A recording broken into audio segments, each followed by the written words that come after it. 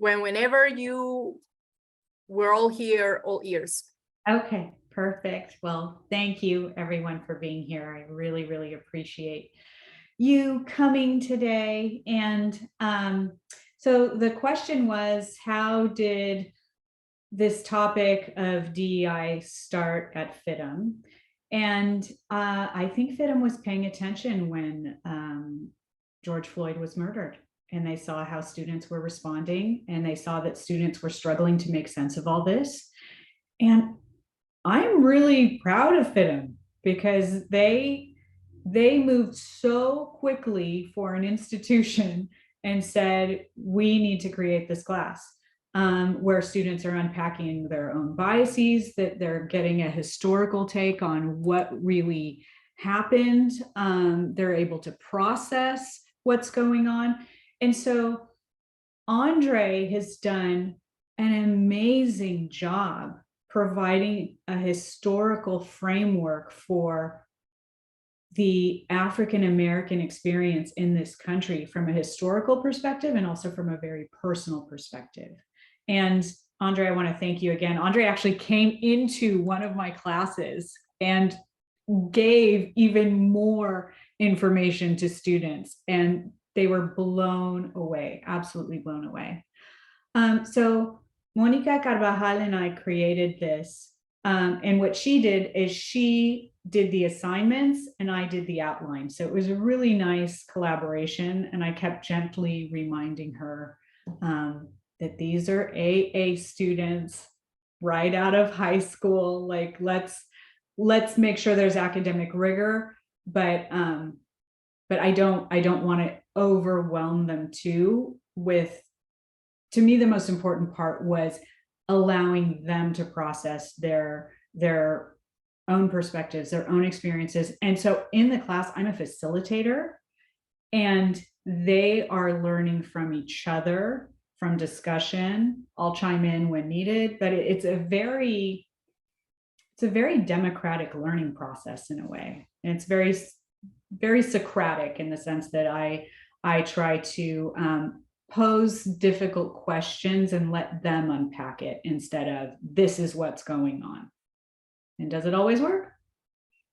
You know, we're human. For the most part, I think it does. They also take an Anti-Defamation League self-assessment at the beginning of the quarter and at the end, so they can see how they evolved with their own practices in DEI. Interesting. I think that's actually really, really good to know that we know how everything kind of was the starting point. So I know that you actually want to share with us like kind of like some of foundations and tips, and then we can maybe take from there and then have like a discussion. Yes, absolutely. So the tips that I chose today are tips that I hope would help most instructors. And then I also created a supplementary PowerPoint that has additional tips that may help instructors that deal more with discussion-based classes, just because that's my area of expertise. And so Mona's asking also, didn't California add diversity classes to all public colleges? So I heard something like that, but when I've been looking at curriculum, I'm not seeing a whole lot. So maybe I'm not looking in the right place, or maybe they haven't implemented a lot yet. And Blaine, you are welcome to take the class. All right. So let me just share my screen. Okay. Let's get this into presentation mode. There we go. Can everyone see that? All right, wonderful. Thank you. So as we said earlier, welcome to Faculty DEI Roundtable and Tips. And I do want to take some time to acknowledge all of you and to thank all of you who were here. I know so many of you have made a concerted effort to revamp assignments to make sure that they were as inclusive and diverse as possible, that you've gone through your PowerPoints and presentations to make sure that they were as diverse and inclusive as possible. And I think it's paying off. I'm hearing conversations that students appreciate, and it means a lot to them when, especially students of color, when they're able to see people who look more like them, and that they feel that they have a relevant place in the field and in history. So here's a quick overview of what this little presentation is going to cover. So why the heck is Gwen providing tips and facilitating this? Will be the first part. The second part will be the actual tips, where we'll be looking at how to create a more emotionally safe classroom. So emotional safety means that students feel seen, heard, and represented in the classroom, and also developing DEI types of assignments. That will be a very general overview. And then we'll jump into our roundtable. What have been your struggles with DEI in the classroom, in person, remotely, and or online? And then the last 5 minutes will be for Blaine to talk more about faculty grants. And I'm going to jump to the chat. So I've heard that FIDM added size inclusive fashion body forms for students to work with. Well, that's awesome. Can anyone else speak to that? If you could do so in the chat, that would be awesome. And I am going to move on a little bit about me. So as Isa mentioned, I co-wrote and teach Perspectives in Diversity. I also teach critical thinking, and those two classes, they get heavy. I mean, we talk about some really intense topics about racism and groupthink, and so far so good. I also have a master's in marriage, family, child counseling, and a PhD in mythological studies, where part of that field entails creating meaningful experiences from stories, myths, images, and beliefs. And this little image that I chose for this slide represents how I see myself. I am very serious about what I teach, but I do not take myself very seriously. All right, so let's start with the story. As mythologists, we always like to start with story. So this is my experience with a struggle that I had in a Perspectives in Diversity class. We were talking about, do women have the right to wear whatever they want whenever they want? And the conversation turned into students thinking that I said that women shouldn't have the right to wear whatever they want. And I didn't realize how bad it was until I read the discussion. I was like, oh, okay, we need to have a conversation about this. So this was the saving grace. First class, I do this with virtually all of my classes that I teach. Two of the most important foundations for DEI in the classroom, and I think most of us can do this. Number one, students and faculty create classroom rules together for creating an emotionally safe, inclusive, and respectful classroom experience so that everyone's clear on what that looks like. And number two, and this is the one that really helped me for that misunderstanding, is giving each other the benefit of the doubt. So reminding each other that we're all human, and let's assume that we would never deliberately try to upset or disrespect each other. Let's give each other a chance to fix it if we mess up. And I also reassure them that, you know, yes, we're going to have heavy conversations, but I'm there to protect you, and I'm going to make sure that it never gets out of control. And most of the times I find where I need to kind of zhuzh people back into kind of like, hey, let's think about the type of language we're using when it comes to generalized language, like all people do this, all people from this group do this, where I remind them, let's not stereotype. But that's really the biggest thing that I've experienced consistently. I'm just going to go to the chat. So 2 display cases on the 3rd floor have Black mannequins in them. Andre, that's because of you and how amazing you are in making sure that that happens. So thank you, Andre. All right. So when you're having students come up with the rules, make sure that you're asking them to be as specific as possible so everyone understands what they mean. So for example, if they say that there should be active listening, what does active listening look like? And they're usually quite happy to share what they think, and then other students chime in. They take this activity really seriously. And these are the types of questions I tend to ask. So how do we ensure that everyone feels seen and heard in this class? How do we handle intense conversations? What should we do as a class if a conversation becomes too heated or disrespectful? And once again, I tell them this, this doesn't happen. I'm here to make sure that it doesn't get out of hand. But if it were, what should we do? And then I also have them talk about self-care. How are they going to recharge their batteries? What are they going to do if they feel triggered? I tell them that I'm available if they need to process more in office hours. I also have something called a deeper reflection, where that is a place that they can process with me, and it's just between the two of us. And they really feel seen and heard by me if they choose to do that extra credit assignment. And how to prevent burnout as a student. And then I remind them that FIDM also has counseling. And in the supplementary PowerPoint that I'll provide, I'll also share what I tell my students I would like some of the rules to be. And shifting gears, what do we do when we feel like we need more diverse examples, but we're having a hard time finding them, or maybe we don't know how to create a more diverse and inclusive assignment? I always go to the students.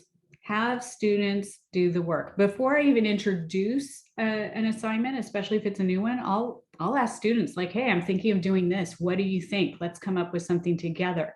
How can we make it more inclusive? I'll have them discuss in dyads and triads, and we come together. Especially if you're struggling to find the right example. I remember that when I was asking for feedback about what people needed help with, there was quite a bit of content that instructors needed more examples of LGBTQIA+.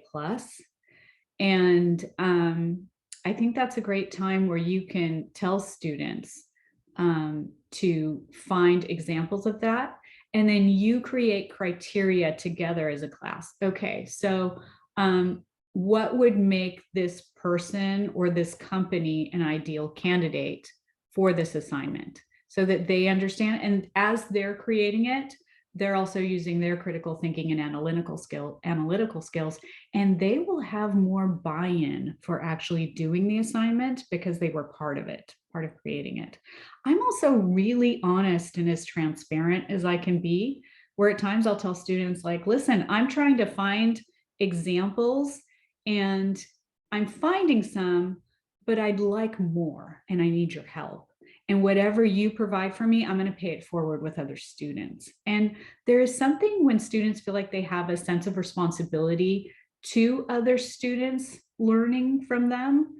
They like that, and many of them take that seriously.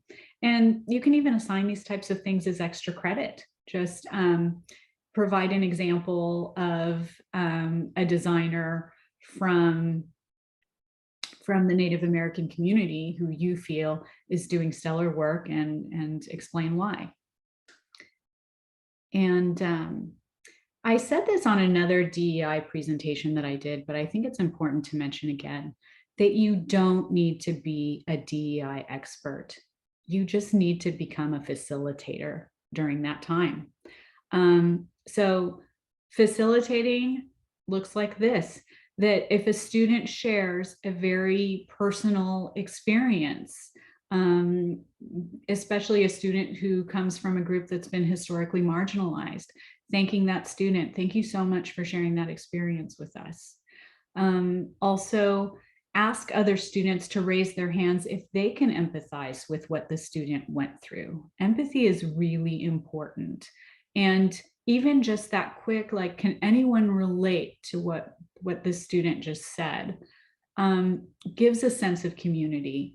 And if you have time, asking students to share their own experiences, even doing it as a quick dyad discussion where students feel like they can speak to each other and process together.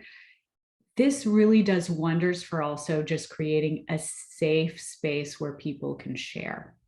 And I feel discussions are really important. So if I don't have time to cover content, I'll assign the rest for homework and they have to process it in a Canvas discussion.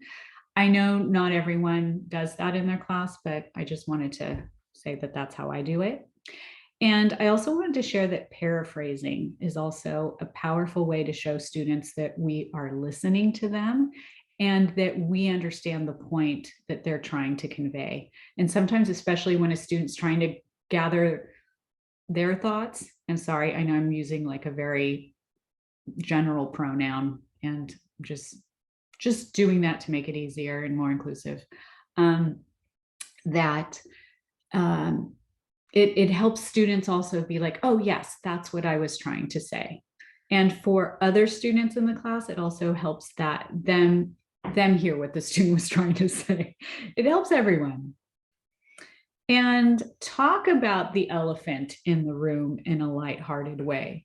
So when you're switching into facilitator mode, especially for the first time, this is an example that could be said. So in case you haven't noticed, I'm a white man, so I don't have much firsthand experience with this, but I feel diversity is important. I'd like to hear what you think. You're not required to speak for your race or your entire group. Speak about your own experience. And that way it opens up the conversation where you are not imposing your thoughts, but rather you're allowing students to have their own perspectives. And another thing, I don't know if I included it in this presentation, but instead of stating a statement, especially if it's controversial, pose it as a question. So, should women be able to wear whatever they want? Can you think of instances when they can't? Why do you think that is?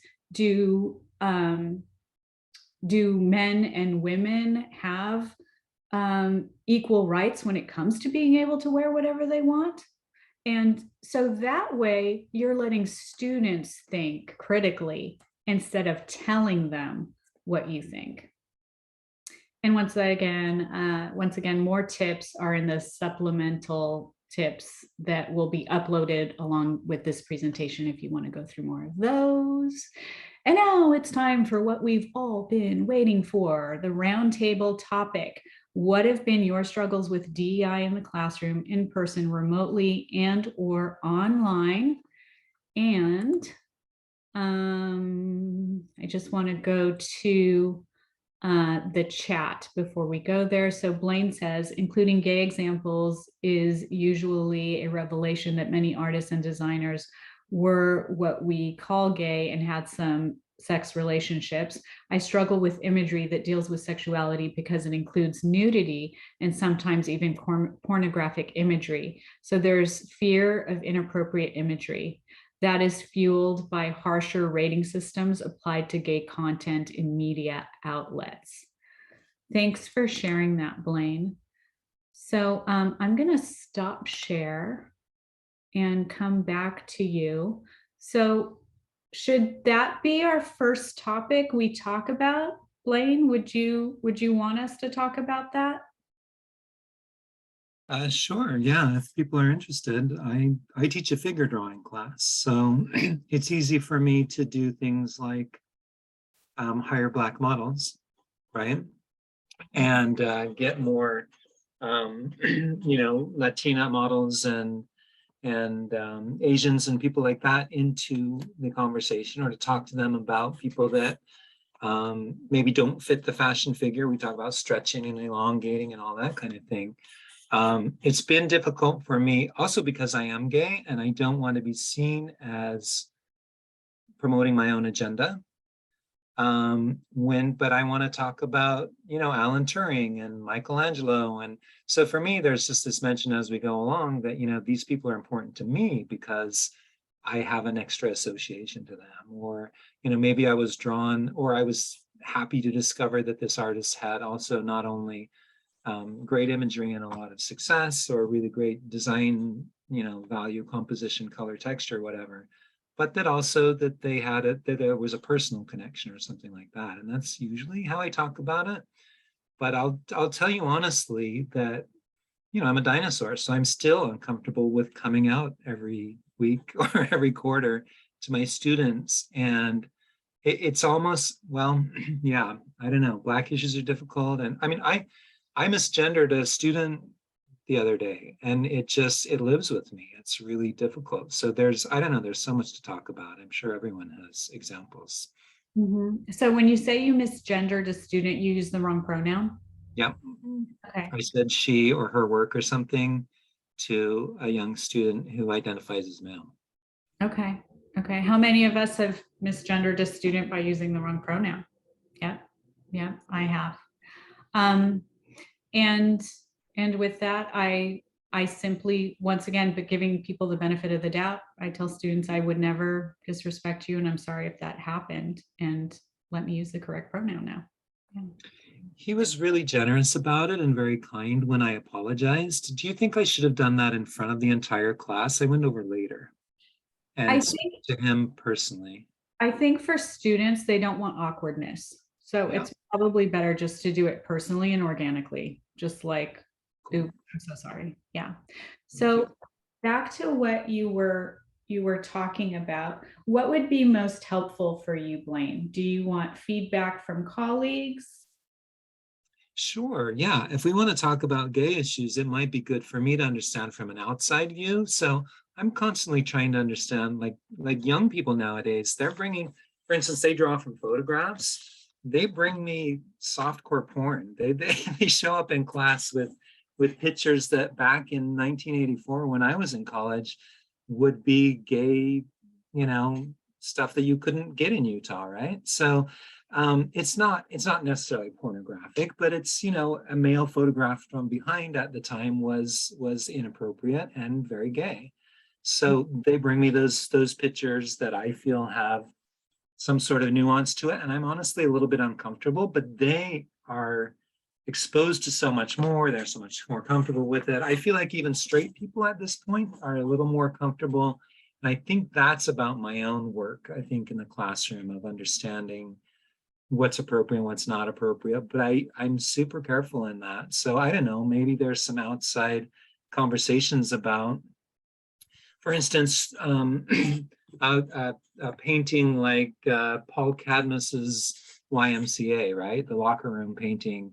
I don't consider it to be pornographic, but I don't also consider it to be appropriate to bring into the classroom. So I guess that could spawn some yes or no answers. Yeah. Yeah. So, yeah, Isa. So I do have a question with this. Maybe a way of approaching will be also opening the floor to them, kind of asking them at the beginning what they want and how they feel comfortable. Because that's the other thing, kind of like when we have different audiences, when you have students, I always say, and I always think you have like different personalities with your students. So every class has a personality. So I think this is also something that it may change from quarter to quarter. So then I think it will be important at the beginning of each quarter, kind of trying to talk with them to see how they feel comfortable, what type of the material they want to explore and they like, and they, kind of like seeing it with everyone, kind of having like the consensus. That's kind of like an idea that I have. Mm-hmm, mm-hmm. Yeah. My idea too is I tell students to pick images that are professional, where if the vice president of education were to walk into the classroom, she would appreciate the aesthetics, but not question the content. That's a great way to put it. I ask them to put it in context, okay? Because we're experiencing it from our lived values. I want to know how they're experiencing it. Yeah. And so, what's okay, comfortable boundaries. They've all moved, and they're moving in separate directions. Some are moving right, some are moving left. Some are closing, some are opening, right? But I think, to your point, Gwen, it has to be in their language. They chose it. Let them put it in their own context of why they chose it. Yeah. And to Mona's point, perhaps, Blaine, you could even do an assignment where pick an image of someone who belongs to a group whom you affiliate yourself with. And maybe another time you say, pick a group you don't affiliate yourself with, but you would like to explore more about. And so that way you're covering all bases, and you're also letting students feel like they're taking ownership and that they're also expanding their views of diversity. Anyone else? I'm going to go to the chat right now. Can I ask a question to Blaine? Can I ask a question? Yeah, of course. Blaine, are you concerned about, say, another student feeling uncomfortable with that student's choice? Absolutely. So I asked them to talk to each other, because they, just drawing the nude, right? It's like, are you going to draw the nude or not? That's up to you, I tell them, but FIDM has not allowed me. We don't study the nude at FIDM, actually. So that's another conversation, right? I have to have the talk with them, right? We have to have a conversation about what's appropriate and what's not appropriate, and what's professional and what's not professional. And so we do have to talk about pornography and the fine line between art and pornography and what is this and that. But even if it's not pornographic, it could be that you want to consider the other people in the room, right? I think part of my conversation is not so much even about my own internalized homophobia, perhaps, as much as saying, well, I want to teach you, and I want to have a safe space for you. So I want you to be comfortable with what I'm showing. I want you to not be confronted or to feel like I have a gay agenda or something in here. And so Gwen's point was very good, right? If I'm also bringing in, other areas and other things to talk about and all of that, it's not, another gay artist every week or another painting of men in the locker room, let's say, right? For sure. Yeah. Okay. Yeah, I see, I'm very comfortable with nudity, but I know so many people who are not, or, and so I also can empathize with that student that's really timid and just coming out of high school, been very sheltered. It could really freak them out too. So I get what you're saying. That's kind of a quandary. I get it. FIDM is one. I keep looking for a good book that doesn't have nudes in it, right? So to teach the figure and avoid the nude for me is complicated and a little bit frustrating. Well, nudity is fine. I mean, that's normal with figure drawing, but the homosexuality, right, for some, like, I'm fine, right, totally open. But if a student in a figure drawing doesn't have to be confronted with that necessarily, if that's something that is. There's a conversation that comes up around the snowflake mentality, I think, where there's students who don't want to learn about Black history, and there's students that don't want to learn or don't want to be confronted with gay rights conversations or any of that. And I think that there's also this, I think that colleges are being seen as liberal, not just liberal institutions in terms of the liberal arts, but that we're turning people into liberals by sending them to school, right?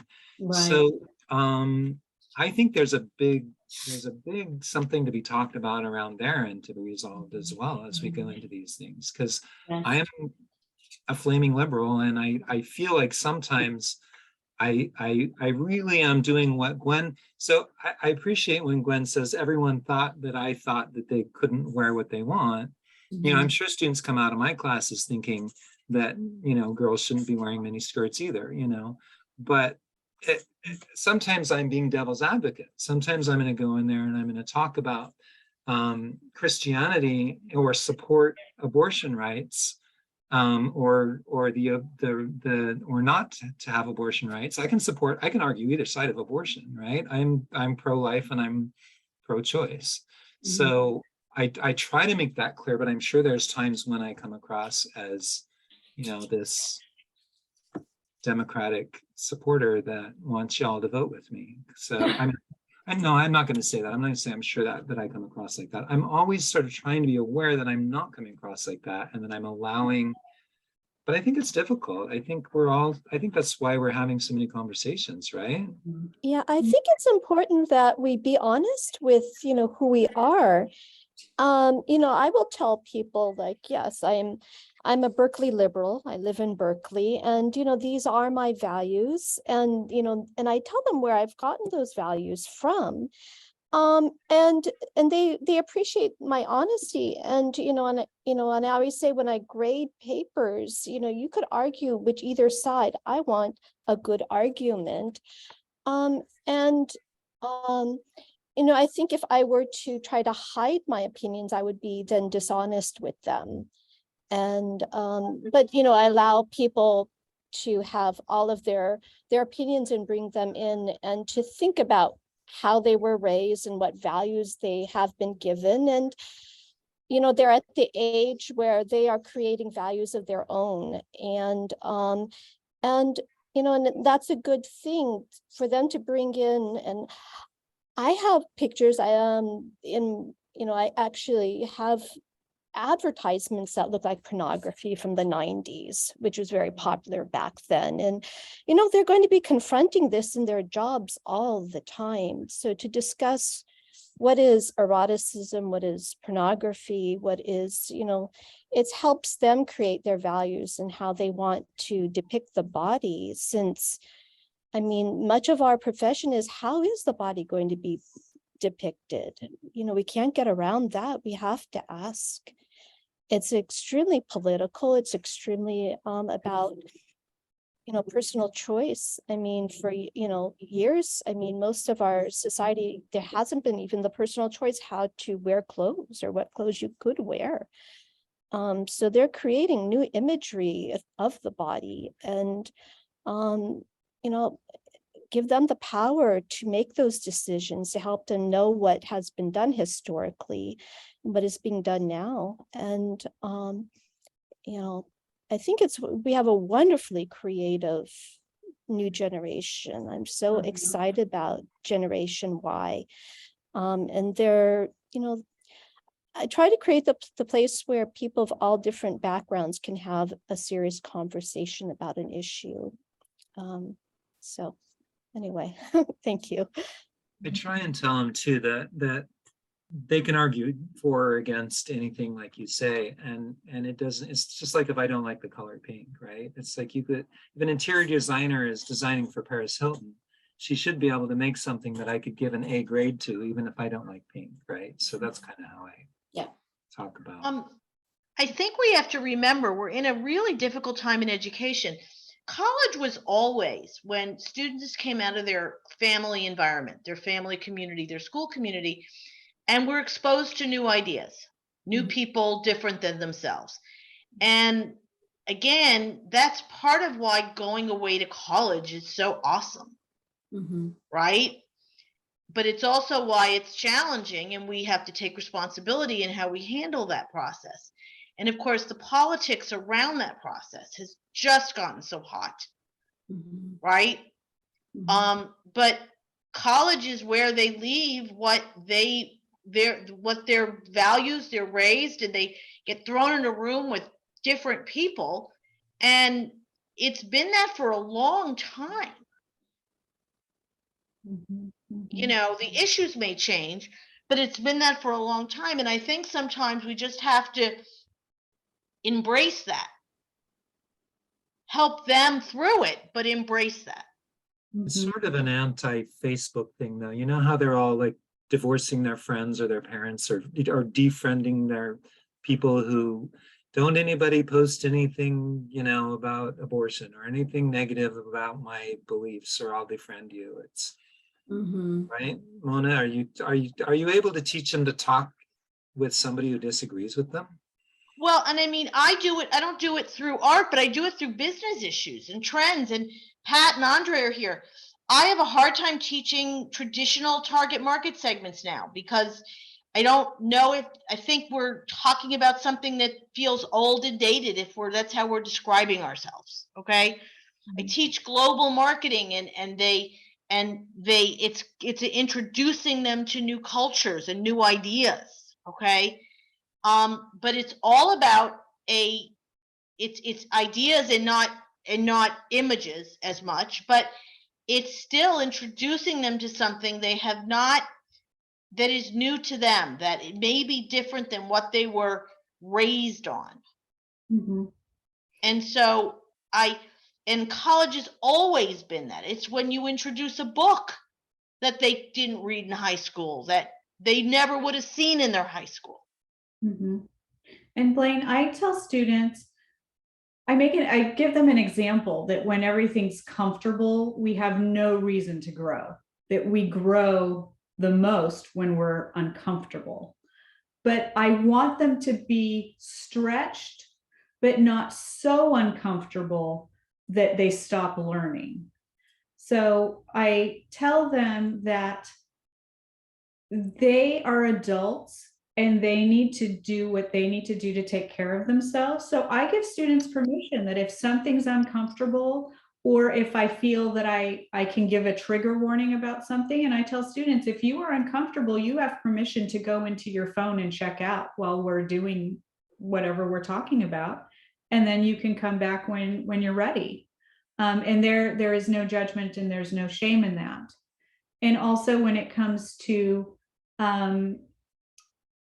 having multiple perspectives, I invite it. And I tell students in this class, we are trying to create a microcosm of what we have not been able to create as a society in media and in social media, which is to value and honor each other's opinions. And instead of making it a debate where I'm trying to win, it becomes, let me learn from you so I can understand your perspective.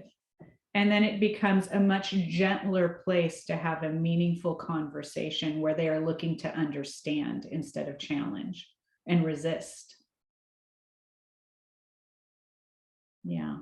Thanks, Blaine. Was that helpful at all, Blaine? Did you have anything else? Absolutely. And I think your phone idea is great too, because they're not actually leaving the room.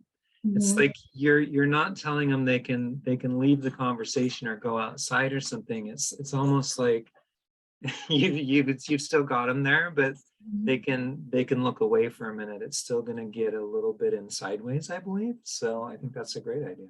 Mm-hmm.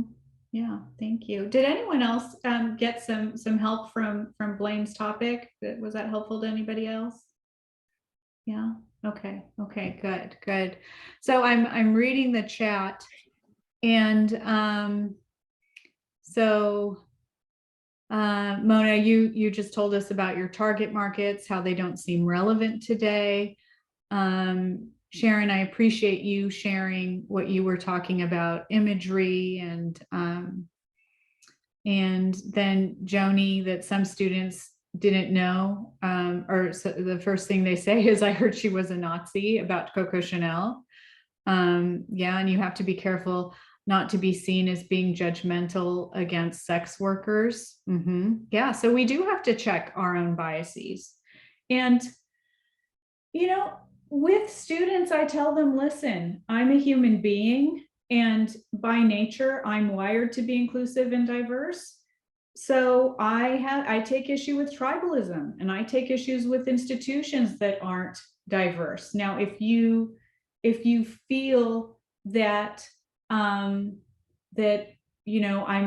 bringing in too much of my perspective, I invite you to tell me that. And students, when they get comfortable with you, they will tell you. They will definitely communicate how they feel about a topic. And it's a beautiful learning experience where they feel they are in relationship and in dialogue with their instructor, with their peers, and everyone's learning and growing together.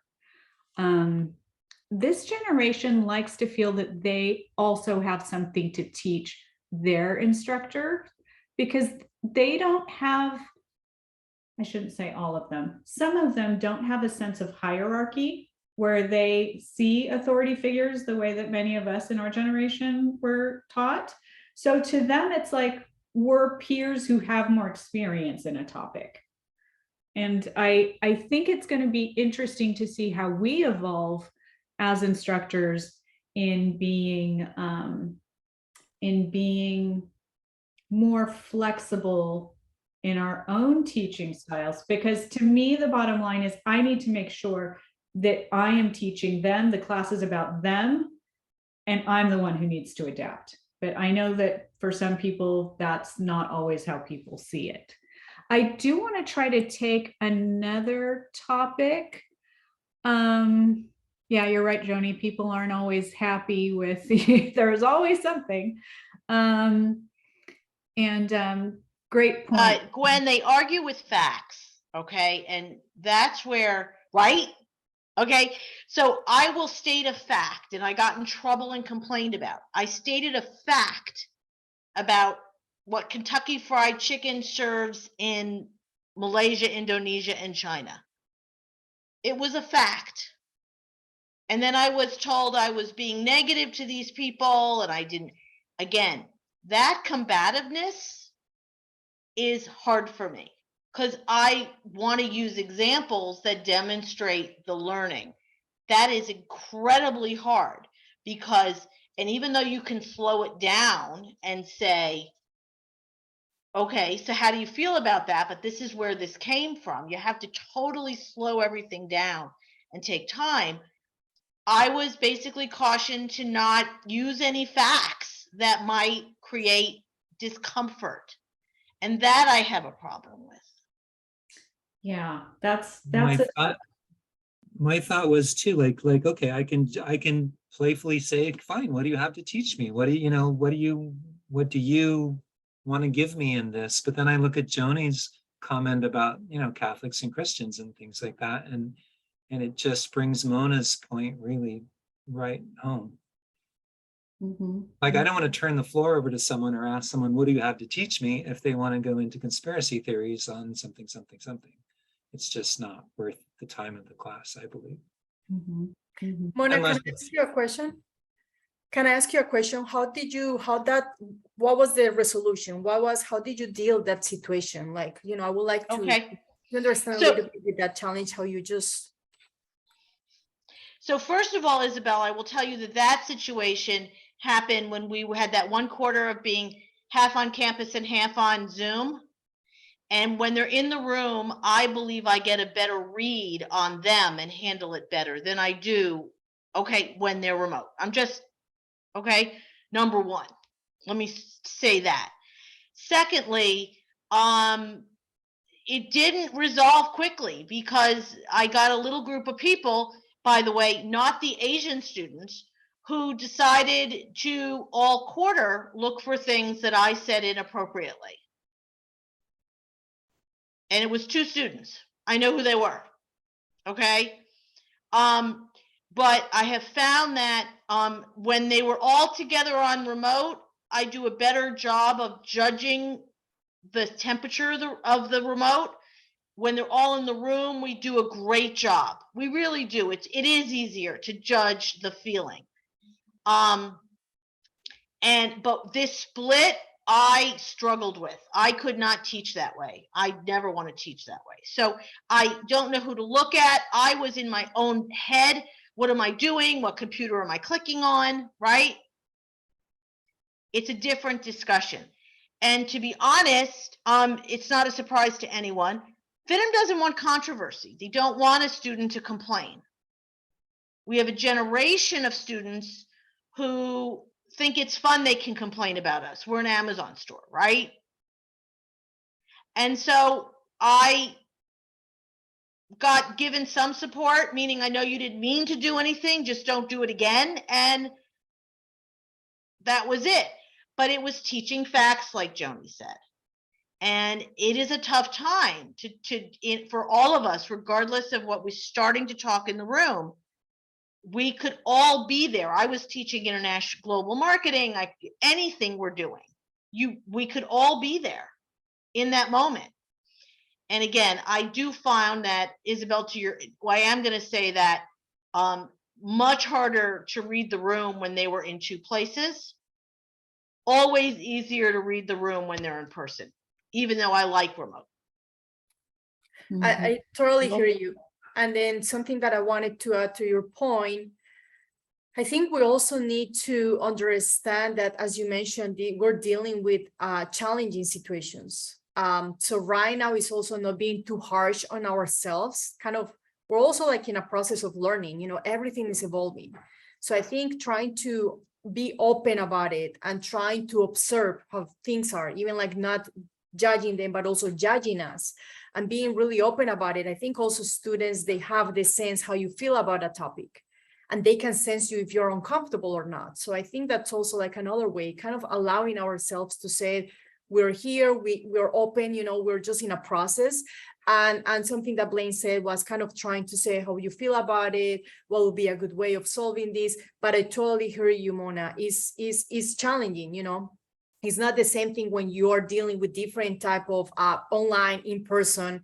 And then, of course, as I mentioned, even with having different personalities, sometimes people have like this kind of idea of debating, even though you have the facts, you know, you can have studies, you can prove people, and they're still with the mindset of saying that's wrong what you're saying. So I think we are like in a really interesting environment that is also like a learning curve for us for this. So I don't know, Gwen, how you want to kind of guide us from now, because I think we're actually touching into really interesting topics right now. Yeah. So Gwen, could I ask Mona a question real quick? So Mona, what was the fact? Because maybe I might have a suggestion of how you might play it again. What was the fact with KFC in Asia? So we were looking at different menu items, Andre, around the world. As simple as that, okay? And I brought up the historical fact about how President Bush, when he went to China, he visited, and he asked the question of whether they were serving cat and dog, which they used to do with the article. And I used it as a learning of that sometimes we do global menus. You have to, you hit sensitivities of different cultures. I mean, we have to teach culture. There are different cultures. And you know, I don't teach that anymore. I keep that out. I used to teach the difference of the mistake our military made in Iraq of bringing dogs into a Muslim's home because it made them dirty. I don't do that anymore. But that's a fact. It was a lack of cultural sensitivity. Okay. And so that's what it was, Andre. And it was literally comparing menus around the world of KFC and McDonald's. Okay. So probably from someone who comes from living in two worlds like that, you know, in white America, we'll use a fact to demonize other people. You just got to be sensitive to, because food, other cultures eat different kind of animals, but you know how white America is playing that fact as if having dog makes you belittled. So that's where we just have to, I think to Gwen's point, we have to understand how we in America are brainwashed to continue the brainwashing. And that's why you're going to get the pushback on that. The only thing I would say is, like you said, you know where you pushed, and then you just got to like, oh, that's a little too much, because remember, they're now young people, they're double checking everything. So that whole concept of how empire building around the world, that's why they're going to push back on you, because they're like, it's a fact, but it's built as a fact to do something. And that's where I think you're going to get that. And that's why your Asian students probably are a little bit more, they're not going to push back as hard as probably your American students for them, because, you know, culturally, a lot of your Asian students are not, you're the instructor, so they're not going to try to be confrontational with you. So that's probably, you know, that game of world stuff, it's just, and it's a hit or miss, you know, that you want to do. Andre, I went back to just more standard wheat products versus rice products, Exactly. less controversial, vegetarian versus beef. I literally just realized that, again, we weren't going to go there. Exactly. I had been there before in an in-person classroom, and it worked. In this remote and both, it didn't, and the dynamic of the room, okay? Exactly. Yeah. But I didn't go back there. I went back to, like I said, rice versus French fries versus, but we have to teach some of it. That's a core of that class. I think you made the right choice of giving them an example that they could relate to, that they didn't find offensive, but you were Right. giving them the skill set to be able to do it in the future so that they know how to examine these things. And I think at times as instructors, we are going to need to perhaps compromise the information, but still ensure that they're learning a skill set. And maybe that's our own compromise. And there are some classes too where we, like you said, some classes are different. Some classes perhaps you will be able to approach the topic, and other classes you can just sense when there's a sense of overall sensitivity. Sadly, I've had to step away from modest dressing, hijabs, women in society, because we don't have time for that conversation, and that's very uncomfortable. And that's an important cultural point in global marketing, but I have actually stepped back from it. Yeah. I think I'm just very sensitive. Especially with historically marginalized people, there is a sense that we do need to be more sensitive when approaching topics like this, especially if we're not from that community, or someone who's not from that community isn't there to represent and speak. It's where we are now. So it is 1 o'clock. I can stay after if anyone wants to continue this conversation, but Isabel, I think people are just going to have a 1 hour, get paid for 1 hour, correct? Correct. Okay. And then Blaine, I want to give you a platform to talk about grants, if all of you wouldn't mind saying a couple of minutes afterwards. And like I said, I'll stay. So if anyone else wants to continue the conversation. Thank you so much, Gwen. It's like my mind and my heart are so full right now. I'm just like, oh, there's so much going on here. I really love talking with you guys about this. Mona, I feel like we could just talk for half a day about all of the stuff that's going on. And I'm so, I don't know, we're all having similar experiences, and it's just really great to blend and bond like this. I think all I'm going to say right now is I would like each of you to apply for a grant. If you are not in faculty council, I would really like you to fill out a form. You could do it on some of the issues that have come up today. You could study something. You could go to a conference. You could not go to a conference. You could just do some research on it.